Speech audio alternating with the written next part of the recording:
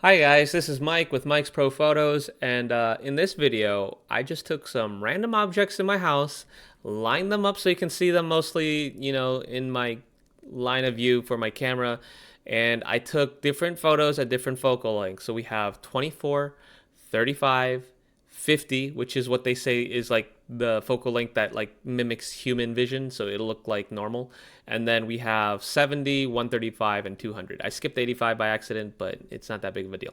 Because the whole point of this is to illustrate what they do in difference if your subject is like relatively the same in all your photos, right? So like I try to keep Miku right in the middle and at a distance which with each focal length that doesn't look like she's changing very much, but the objects around her change more.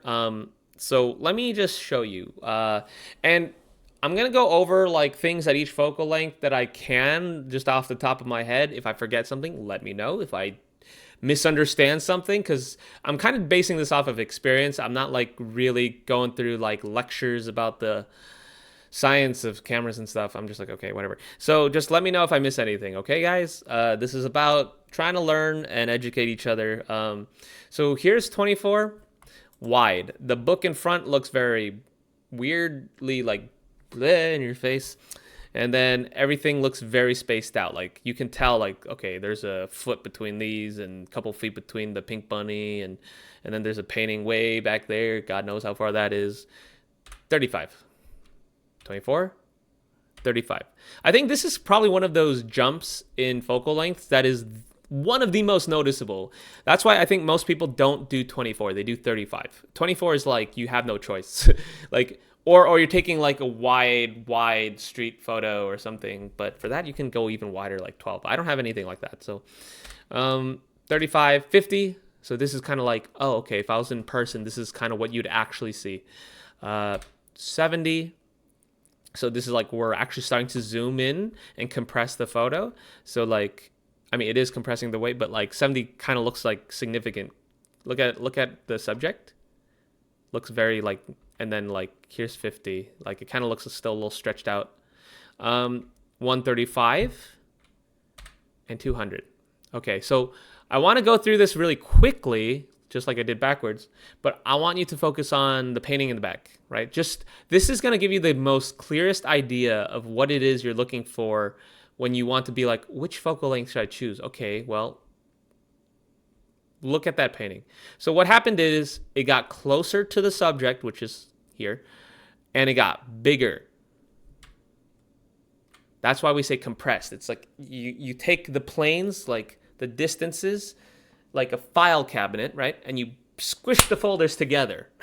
If that's a, I just came up with that off the top of my head right now, just like this whole video, but whatever. I thought that was really clever now that I just said it out loud. Now look at the front file here, or this front object. We'll call it like the front of the cabinet, right? So your subject's in the middle of the cabinet, very front. Look at this book. Ready?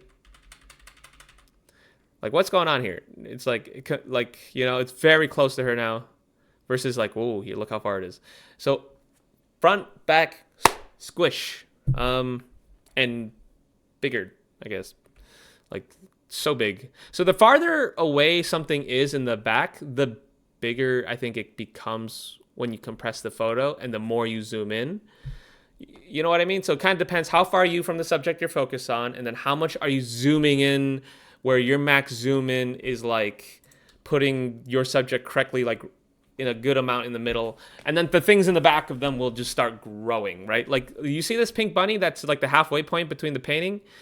You can't even see it anymore, like because it also got bigger. Like look how big it is here in this photo at 135 or like 200, which you can't see, but like compared to the subject, it's like the same size. Versus 35, it's like the size of like half her head.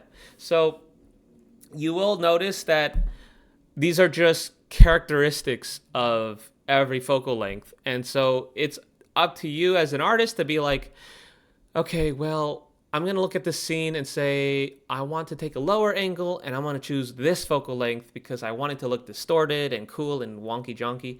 Or you can say, I'm going to shoot dead on and zoom into 135 and get a really punched in, like compressed look on the subject, because that's like really good for like models and stuff like that, where you only have like one or two people in it very close, and it's about like them. It's all about them, right? So you don't care about the background. In fact, the background gets blurry, and most of it gets cut off because the couple or the people or the person, whoever it is taking up the whole frames, which would be like this one almost. But it'd be like, look how much more compressed she looks. And that's the thing about people. It's like if you do it to people, they look so much more beautiful at, like, personal opinion, versus stretched out at a lower, like 35 or 20, not 35. 35 still stretched out a little bit, but not nearly as bad as 24 or 12. But like, look how like big and fluffy she looks here, and then you go shh, and then it's like, oh look, I'm small and dainty and I'm adorable. It's like, okay, cool. So let me see. 24 millimeters, I would use like I want to kind of tie this back in now to like practical uses maybe, and anything else I think of while I'm going through it. You're stuck in a tiny room. I think that's like the best thing for 24. Or you're with a model and you have this like, everything's distorted kind of look and vibe, everything's stretched out, but it's cool because it's a model fashion choice. Then yeah, okay, sure. 35, like the most popular focal length for wedding photographers, because it's about getting the scene, right? So 35, you don't get that much distortion as you do the 24. Like, look at that book in the front, like, holy crap. And then bam, it's like, at least it looks like a normal book. So way less noticeable. But like, you're at a wedding, right? And you still need something wide, but you don't want to get too wide because, unless you're kind of farther back, then it should be fine. I was pretty close with this one. But the distortion is less prominent the farther you are from the subject. So, but if you want to just talk about like general use, 35, you're getting the scene. You're getting the bride walking down the aisle and all the audience looking at the bride, right? You're on the dance floor. You want to see the audience like clapping for the first dance of the wedding couple. Things like that. Or you want to get a scene of someone walking down the street, but you want to see the city. You want to see like them like this big while you see the buildings like above and around her or him. 35 is pretty good for that. 24 is good for that too, especially because you're going to be far away in that situation where you're like getting the whole street and everything. But just saying, like 35, I guess would be close. So like if you're across the street, probably like 24 for like a big grand shot. 35, you get a little closer, probably like a big group, right? But like not as far as like across the street, right? Dance floor.